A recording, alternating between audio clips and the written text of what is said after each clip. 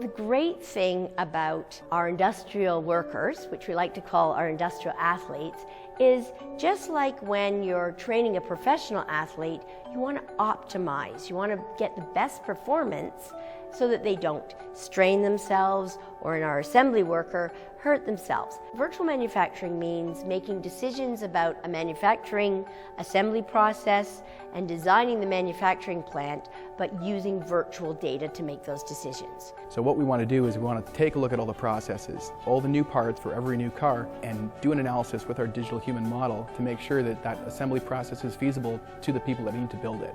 We have a fully integrated motion capture system that we utilize, and by using full body, we can get an idea of how someone is going to move on the assembly line. By understanding their full movements, we can then do a better risk assessment. So you can put on a head-mounted display and you can stand in front of a partially built-up car and look at it from the perspective that that operator will be seeing it.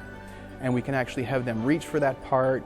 I can then calculate all their joint angles by tracking their body segments, and then we can predict for that posture to put on that part how much strength they would need to do before it became incapable for them. One of the ones that's been really exciting is the use of additive manufacturing or 3D printing, and using it with the virtual data to really make some really good decisions. We had a situation a few years ago on the new F-150 where one of our manufacturing engineers had a concern about a particular operation, a decking of a transmission to an engine. So what we were able to do was we would create a simulated environment that represented that process, and we could tap into our local operator population, bring them into the lab, put a head-mounted display on them, and expose them to that new process.